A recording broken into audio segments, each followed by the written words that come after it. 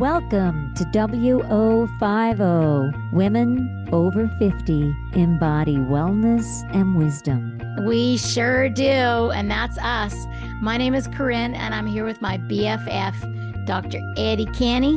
Hi, Ken. Hi. We had a great conversation today talking about work-life balance, which is so important. It sure is. Balance in life is everything. We talked about balance in work, balance in life, balance with our families and our friends and our, emotionally, physiologically. Yes, and we also pointed out that anyone who is 60 can now say they're sexty. That's my new favorite. All right, so enjoy this conversation about work-life balance. Hello, my BFF. Hello, my BFF. How was your week? My week was great. It was full, and yeah, the weather's getting nicer. Well, we had a few warm days, but it's back to being, almost January again. But it'll warm up, it's all, it's a day at a time. I was at a pool party yesterday. Oh, wouldn't you be? Yes. Of course you were at a pool party. I was watching icebergs. It was well, the icebergs are very beautiful. They are. But it was nice. How was your pool party? Oh, it was so lovely. Our friend Jamina had a party because she's house sitting for this really nice house that has an amazing pool outside and just barbecue outside and couches, and it's just gorgeous, right? And so she decided when she was house sitting this time that she wanted to kind of bring some of her girlfriend groups together. And so she invited, I think 12 people. I think there was 9 of us there. And it was from maybe 3, I knew some of them I know very well, some of them, okay. And then a few of them I didn't know at all, that we hadn't met yet, but I heard their names. So she was excited to bring her friend group, but it also happened to be a week before her birthday. So we decided separately to make it like a little surprise birthday, because Jamina's, as we both know, is like the best celebration person ever for anybody's birthday. I mean, for my last year's birthday, when you were here, Ed, and Kathy was here from Atlanta, and Jamina was here. Jamina comes walking into the backyard with a like a music box on her head and dancing to, what was it? She was dancing, celebrate good times. Come on. And she was wearing like a rainbow skirt and things. And then you guys dolled me up in all kinds of funny hats and stuff. Tutus. And it went on for a couple of days. Oh, and she had on a clown nose. Yeah. Big red clown nose. Mm-hmm. She knows how to party, that girl. She knows how to party. And so we had a great, great afternoon. And we had good conversations because we were all in the hot tub, which can fit like 30 people, the hot tub, at one point towards the end of the day. And she goes, I love that my friends are in their 30s, 40s, 50s, and 60s. That's great. Yes. So it was a wide range of women there. And so you can imagine we had some great conversation. Wow. And Corinne, this is a great segue into our topic this week, work-life balance. Great age groups, 30, 40, 50, 60. You worked in a pool. I just even saw that now there's in LA, like there's Airbnbs everywhere. They now have Airbnbs for pools. You can actually Airbnb someone's pool. Well, that would be great because I look for pools wherever I go. Yeah. So this is a new thing. So I'm like, how great is that? You don't have to own the pool, but you can go and enjoy it and, pay for it just like an Airbnb in Switzerland so that's so cool when I saw it. So that's without even staying there.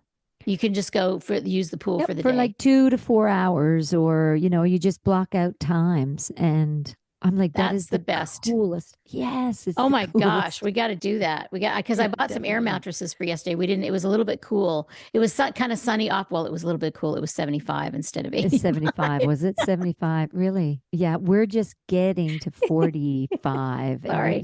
It's all perspective. Life is all perspective, isn't it? Yeah. Yeah. So we're embracing the Wim Hof method of cold plunges.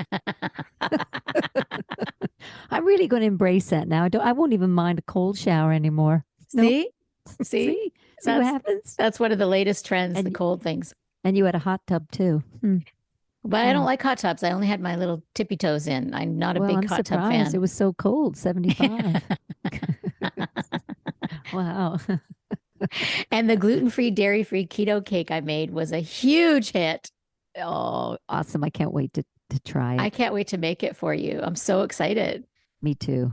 Very excited. It was really delicious. It was like an Italian cream cake, coconut pecan, Wow. And it's gluten-free, dairy-free, and keto. and See, it keto. can be done. It absolutely can be done. I couldn't find a recipe for that. I watched like 3 different recipes. So I watched the actual recipe is a keto recipe, which of course is going to be gluten-free because they're going to use almond flour and coconut flour, right? But it was not vegan. It was not, well, it wasn't, still wasn't vegan, it said eggs, but it wasn't dairy-free. And so it was keto and gluten-free. So then I had to find the other part of it. So then because a vegan cream cheese and vegan butter work very differently. Like I had to find which ones to use. And then I was looking at all the ingredients, and vegan butter has shit ingredients, like terrible, like canola oils and stuff and all this stuff. So I found one cream cheese and one butter that was good. It was more, of course, more expensive. It was a very expensive cake. But it had like avocado oil and coconut oil in it rather than all the other crappy stuff. But you could eat it.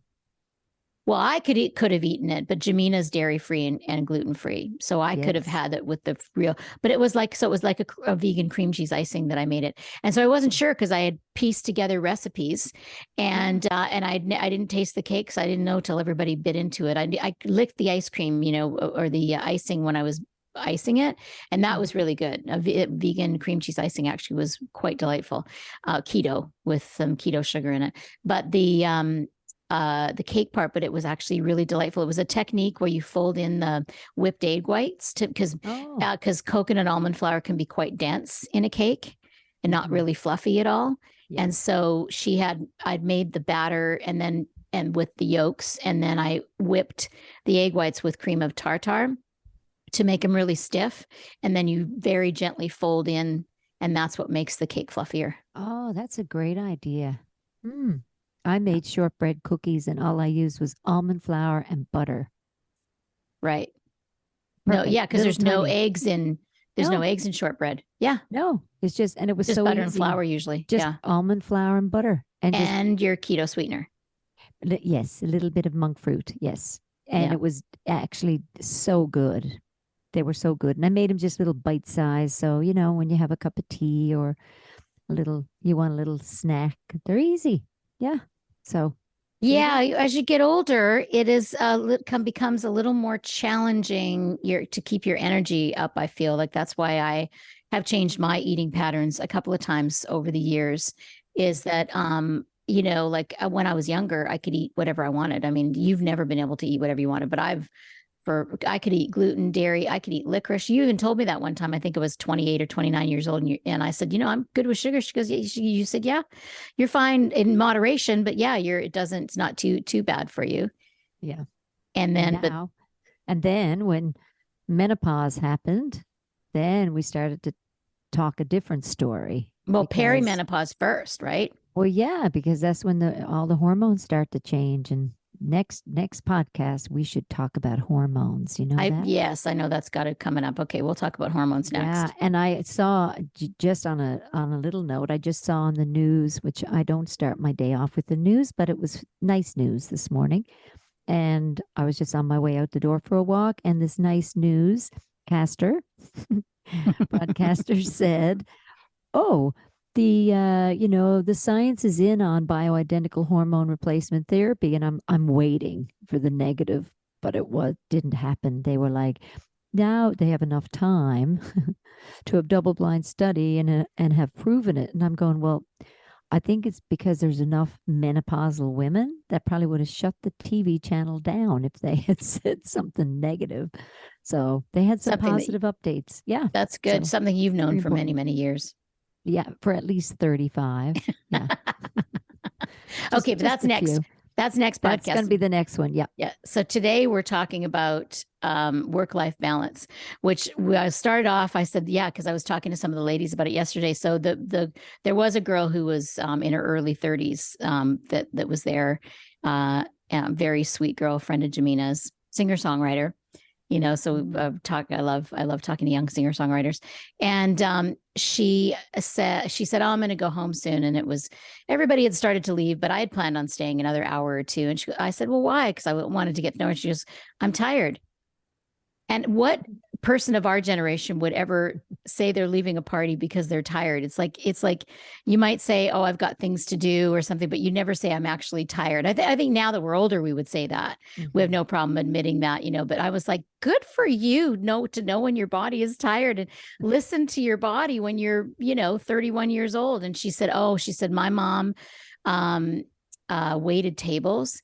And when I was born, she said, I never want you to have to work as hard as I have. And she really just instilled that in her, and to listen to her, because her mom had a lot of pains. And then when another girl walked in who just turned 60, and she calls it sexty, by the way. And I'm like, I could get into that. Yep. You're turning 60 in October. I love that. Isn't that awesome? Yeah. Me too. Yeah. No, that's what I said. I said, you're turning 60 in October. That's what I just said. I was jumping around a little bit. So this woman, she walks in and she goes, oh yeah. She goes, I'm glad you're looking after your body now, because she said, now at 60 years old, I got so many aches and pains, and I worked way too hard. You work, because when you're young, you do have the energy to work hard. I mean, I was doing, 7 massages a day in my 30s, sometimes 7 days a week for 3 weeks straight. Well, this is why the balance is so important, because early on, you were meditating and teaching yoga, and you had some self-care techniques. I did have self-care while I was doing that. Yeah. You did. Yeah. And I did as well, which is why as we've been, moving through the aging process, our bodies haven't taken a big hit, where a lot of people who are 60 have sore muscles and bone density issues and aches and pains and arthritis. And that's pretty common. Like, it's very common. Yeah. The more you work in the work-life balance, sometimes, like the lady that was waiting tables, sometimes you don't have a choice. Yeah. My daughter's a hairdresser, and she works really hard and raising 2 kids, and she's on her feet all the time. And every now and again, I'm throwing a massage certificate for her to go do it, or trying to tell her how important it is to take time to rest her body. But, unless they're kind of forced sometimes, or someone comes along with a gift certificate, they forget it. So we have to put ourselves, back in the picture early on. Yeah, or the earlier the better. I think that's one thing I think we learn as we age, as we get older, as we live more years on the planet. I think most of us do take care of ourselves a little bit more if we can, because it does take time and energy, and sometimes does cost money to look after extra money to look after yourself as well. So I know I've certainly spent probably hundreds of thousands of dollars on prevention my whole life, Oh, me as well. Not only on products and courses, but schooling and supplements and yes, so many things. But, everybody's different, but there's so many variables, but the common denominator is we have to balance it out. We can't be in push mode with high levels of cortisol for too long. The body's going to kick up stink. Yeah. And then emotionally, and emotionally, there's no joy too. Remember, we went and got our hair blown out because I'd cut my finger when you were here last time. And so we went and had a blowout, and this young girl was working on me. She must have been 22 years old. And she said, yeah, my boyfriend and I, we're going to go on a vacation next month, because we were talking. It's like all we do is we work, then we come home, we go to bed, it starts all over again, and then we'll take a vacation. I said, yeah, that's not a way to live. I said, you have to have happiness and joy in every moment, or you won't be happy, because we do work long hours in our culture. And if you're not happy at work and find that balance somehow for yourself, you're not going to have joy. And oh my gosh, she welled up with tears. Which I made her cry within the first minute of sitting in her chair, which is kind of the norm for me. But then I said, I'm hitting a chord with you, you have to have joy, somehow find joy in your life. Mm-hmm. Yes. And sometimes it's just you have to walk outside, or a Mm-hmm. lot of people go to their phones and look at other people, doing things, and that sometimes that can make you feel worse. Totally. Totally. It's all about Mhm. the dopamine. We are dopamine junkies. I recommend this book called Dopamine Nation.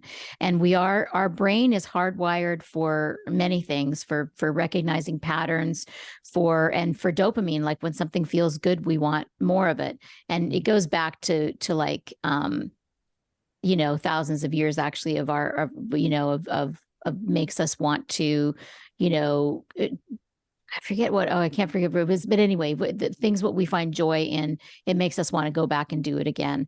And so you don't realize that looking at your phone, you think is going to bring you happiness. And sometimes it does, like you said, and but half the time it probably doesn't. If you see somebody that you're jealous of or that you're not there, you feel envious, all those different emotions can come up. And so it's a false, it can be a false hit. So other dopamine hits and finding balance. Well, how do you find balance in your life, Ed? Well, I love nature. I love getting outside. I love being active. Meditation, yoga is always a big part of my life, and nature's a big part. And lately, my pickleball games is great.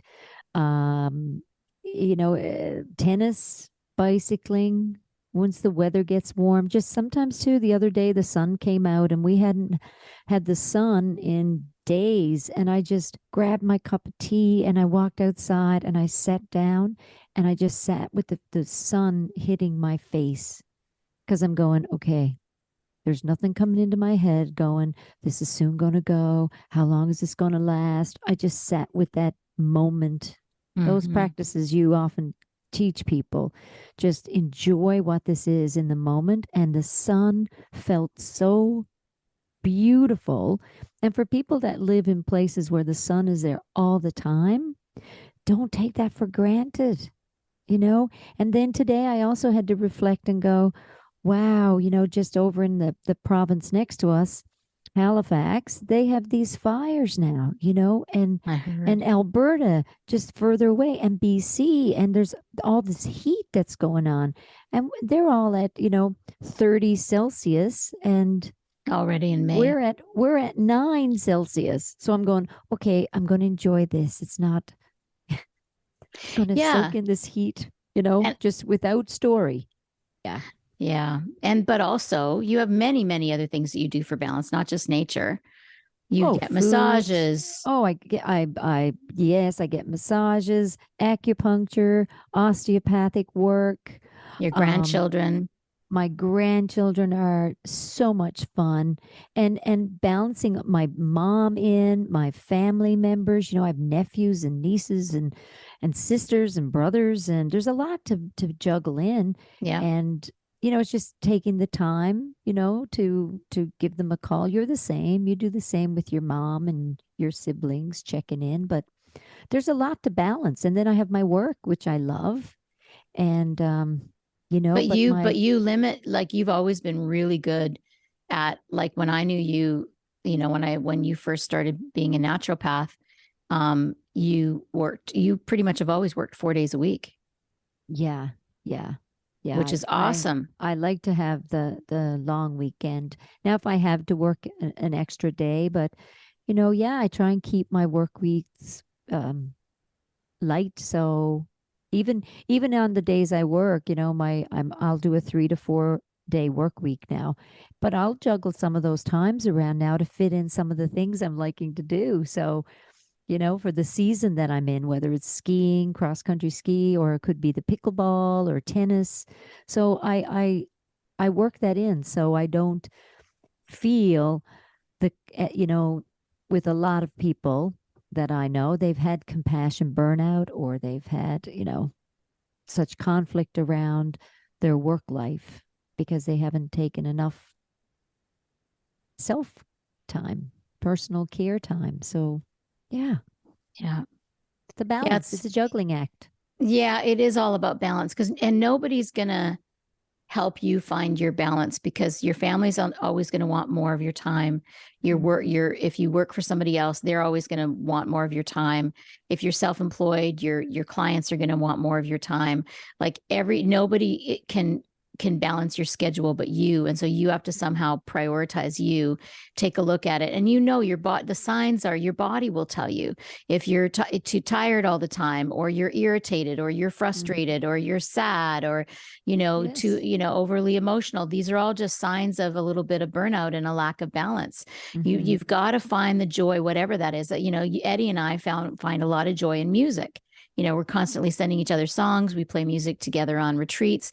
And so that is a full joy. Plus the fact that we are very blessed. I think it's part of who we are, but we do love, like, even our work, like I remember my favorite saying has always been, happiness is an inside job, right? That's a Joseph Campbell saying. And I've had that sticker, I've had it for 35 years, since I first started meditating.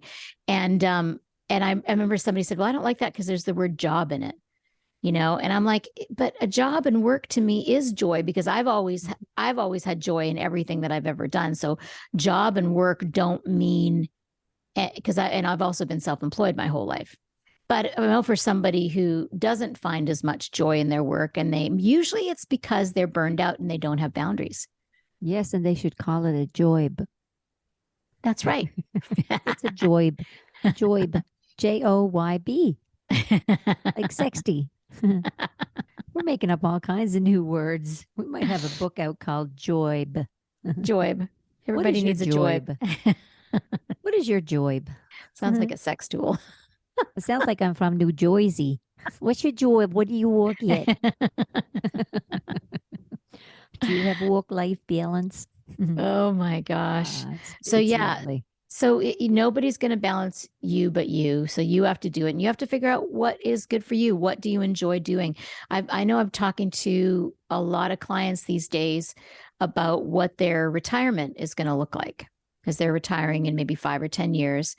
And it's nice now to start thinking about, like, how do you want to spend your retirement? Because you do want to keep busy and have a worthy feeling inside. Some people want to focus more time on travel and their grandchildren.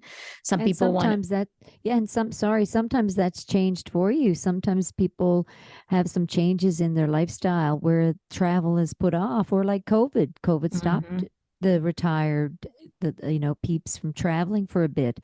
But everything's hustle and bustle now again. But it's also looking at taking time to look at other things that are out there that you never dreamed you would do. It could be art, it could be a language, studying to teach English somewhere. It could be, painting or sculpting, woodworking. I mean, there's men think of different hobbies they would like to do. Women, that's the thing. We have to look at, we've raised the children, or we're in our careers and loving what we've done, but now it's shifting a bit. So when that shift starts to happen, that's usually around the 50 mark, I'd say that's why it's called menopause. It's pause. Makes time to pause. Yeah, it's time to pause and just reflect on your life. And so is everything you're doing giving you lots of joy now? And, just kind of self-evaluation and just ask yourself, what are some other things you would like to do? What would you like to add to your, calendar that would give you joy, that is exciting to learn? Even music, like I love to learn different instruments, and I love my guitar, and I try different things. Didn't you take a guitar lesson today? I did. Yeah. I learned a new picking. I love picking. You know how much I love finger picking. Yes. And yes. I hadn't, my guitar teacher I've had for 30 years. And she's played guitar with Alison Krauss and Tanya Tucker and Martina McBride. She's amazing, Ellen. Yep. And she's also an amazing teacher. Have you ever taken a lesson with her? No, I wish. I was thinking about when you come here in 2 weeks, do you want me to book a lesson? I would love a lesson. Oh, you would so love her. Yes, because I kind of watch what people do, and then I take it and You kind of learn. go with Well, it. you're Yeah. so good. You're self-taught, and you are such a talented musician and can do things that I can't do, but you've taught on your own. But what Ellen does is she takes where you are, and she teaches super expert people to super beginners and everybody in between. She takes where you are and she enhances it greatly. And that's what, because when I first went to her, when I was first writing songs, and when I was probably 26 when I first went to her, and I didn't know what I wanted to learn. I knew I didn't want to learn music theory, and I told her that. And she goes, okay, we don't have to do any theory. She goes, a couple years down the road if you want to. And she's thrown in little bits, but we haven't done really much music theory. And so she said, but she taught me how to play my songs better. So I would show her my songs, and then she said, okay, this chord will be better this way. You do it here, so it would ring out better. And to at my level, and as I've gotten better, she's, so anyways, I'm super excited for you to experience. And so that's what we're talking about. This is, as finding balance in your life can be something like learning an instrument or getting better at your instrument, which is also very good for your brain. Going to a dance class if you've always wanted, like anything you learn new. And so Jill Bolt Taylor, the amazing neuroscientist that had My Stroke of Insight book, she has a new book out and a new podcast. You have to listen to it. She was interviewed on Buddha at the Gas Pump just last week. And she's got a book out called Whole Brain Living. And she feels like this is the reason why she had the stroke. And she talks about how the different, it's kind of it's a mapping system she has for the brain, which is another system kind of thing, but it's still interesting how she's done it and how she's laid it out. But one of the things I loved about the interview and her point was that for the past 100 years, if somebody was talented in math or science, they would go a certain route down math and science. If someone was talented in music, they go a certain route down more arts. She said it should be opposite. And then the interviewer said, well, I don't get that, because a musician wouldn't want to be in a science class. She goes, no, but a musician can learn music theory, which I never did. And you never did either. No, My sister. I went the science path. You did go the into science medicine. path, so you did a balance that way. But to learn, and that's why I think you and I've always felt like that about you, both of us, is we actually do have a good handle on both the different aspects, like the technical aspects and the focus aspect and the creative aspect as well. But people usually do the opposite. They want to stay in their lane, but it's key is challenging yourself. I always say, ride your edge. Yep. Ride your edge. It's is it fear or excitement that's moving through when we go, oh, maybe if I take this lesson. The fear of the unknown it can be excitement as well. Yes. It's like, oh, I wonder what I'll learn if I take up ukulele, or and it's also the connections you make when you tap into an area that's not your comfort zone, but yet can become that comfort zone, because you're allowing yourself to explore. And then you have a sense of satisfaction, and you're proud of yourself too, which makes you even more likely to try something new again. Tony Robbins used to tell this story about, in being in a seminar with a guy who said he had a lot of fear and anxiety. And he said, well, can you describe your fear and anxiety to me? And the guy said, well, I get heart palpitations, and I start to sweat a little bit, and I start to hyperventilate a little bit.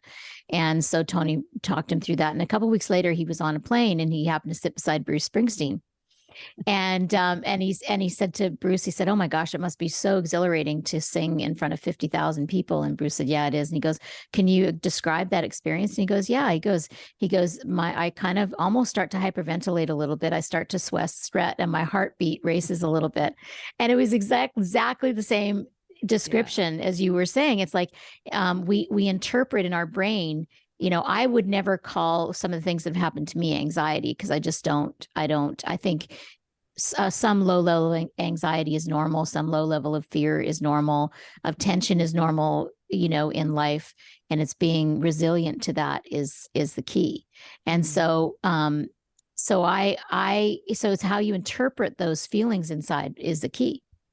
Well, I really experienced a lot of anxiety growing up. I had no clue that was anxiety until years later. And I'm going, oh my God, even when we've sat around in groups and it comes around for me to speak, I'm better now. But, back a few years ago, my heart would beat. It's just like I was Bruce Springsteen. But I would have that, the my face would go red, my heart, I could feel in my throat. I know that feeling. But as a child and a teenager and a young adult, I didn't call that anxiety. I called it nerves. Oh, it's Mhm. just my nerves. It's just my nerves. And now that it's like, it's like a focus issue when people go, oh, I didn't know I had ADHD, and they're 50 years old going, I Mhm. just got diagnosed ADHD. I'm going, well, how does your life change now for you? What did you do before knew this information? Well, I just tried to really sit with the person and, really focus on what they were saying because I knew I got distracted easy. I was like, perfect, because nothing else is going to change knowing this information. Now that you know it, you go, okay, I know if something catches my eye, squirrel, some shiny object, we get turned to it. So we're like, oh, excuse me for a second, just got distracted. And that's okay. So sometimes some of these diagnoses, we take them as a label that makes us feel lesser for some reason. And it's, Or you get stuck in the box. yeah, yeah, yeah, exactly. You get stuck in the box. That's what I see with my clients. I mean, cancer, oh my gosh, I can't, the word cancer, the word anxiety, they're just so loaded for people. And people will say, my cancer. Please Mhm. don't ever say my cancer, even if you My have anything, my some form, anything. my anything. It's like, it's Yeah. not yours, it's happening to you. It's kind of like the Yeah. first thing you teach, when you're a parent or a teacher or something is not, you're a bad child, you have bad Hmm. behavior. Yeah. So it's not your cancer, your anxiety. It's some anxiousness is running through you. You have some health issues to deal Hmm. with that might have a longer, basal cell name that might not have as much charge to it. But it's learning the language. It's learning, even with some of my patients when they come in and they're diagnosed cancer and they're really upset about it because we know that word is loaded, right? It's just Mhm. loaded So with a much fear. lot of fear and sometimes it's got a history, it's got a background. So, but I say to people, if we can soften it and just call it congestion, the body's congested. A cold is congested. It's minor congestion, and cancer is more of a more severe congestion. But there's still lots of tools out there that are available to work on these areas, whether it's Mhm. a cold, a flu. We know people die of pneumonia and people die of cancers, but not everybody does. Yeah. So we got to find that common ground, that language around what we own, because even an emotion for a minute, I'm feeling my depression. Well, Mhm. it's better. I'm feeling some depression move in. Okay, let's work with that. It's like Mhm. as soon as they say my, I go, oh, is it yours or does it belong to somebody else? It's like Mhm. some people aren't ready for that language, for that talk. They Mhm. want to have that. They want to own it because their family pays more attention to them when they have my cancer. Then their family Or might bring them flowers and have more compassion for them. maybe, or it's just conditioned. It's all they know because every family member that had cancer had this reaction. Oh my God. Oh my God. Right? And that's their reaction until they go, nope, nope, nope. This is not how I want to deal with it. I've got a good team around me. I have a good medical doctor, a good oncologist, a good naturopath, a good massage person. I have a good osteopath. Well, whoever your team is, then that means you're not doing this all by yourself. You got Mhm. a team. And again, that's work life balance because illness can hit at any time in our lives, at And it any and it time. usually is if it's something a little more serious, is usually some kind of wake up call for people. I mean, it's not all the time that you know there are people that are super healthy that do everything right Mm-hmm. that get sick, Mm-hmm. but mostly it's people that have not had balance in their lives that somehow something happens and they get to look at life differently, get to change things and do things differently, don't you think? Well, in my experience with some of my peeps that I've seen in my clinic, they say, I would have never eaten this way. Mm-hmm. I would have never got all my things in order if this hadn't happened. I would not have had those talks I needed to have with all these people in my life if this hasn't happened, or hadn't happened. So everybody's different. And that's kind of what I think I try and counsel people on, as you do, is let's lighten up what this load is and try and get more of the joy residing in our body, even with a diagnosis like that's something heavy like that. But that takes a team. Support. That takes a lot of work-life balance. A lot of people, they're like, I can do it on my own. I don't need this and this and this. Well, let's see. But most of the time, it takes a team around you. Yeah. Takes a village. It does. It takes a little tribe, It's like with women, and they, expect their husbands to listen to, or wife to listen to every single thing and fix every single thing. No, that's why we have friends. We have friends to help with that. You're my best friend of almost 40 years of my life. How can someone that is in my life for a handful of years or 10 years or 50 know me the way you do? They know me in a different way, but there's going to be some things I just want to talk to you about to get the, oh, yeah, that's right. Let it go. And then it's softer, where someone else, they don't have the tools or the technique. They just want to go, yeah, it'll pass. It's okay. But you're needing something else, right? So knowing what you need from the people in your life is so important. And one person doesn't do everything for you. Yeah. Not supposed to. No.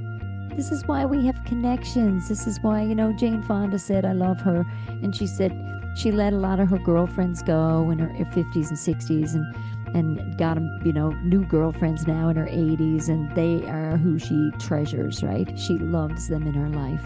And so she had to experience that to understand how important that is. So I love having you in my life, Corrine.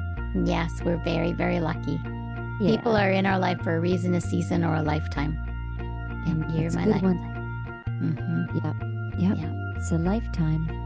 That's right. Well, that was another deep dive, Ed. It sure is. Until we meet again. Be well. Be happy. Be authentic. Be yourself. Be kind. Just be.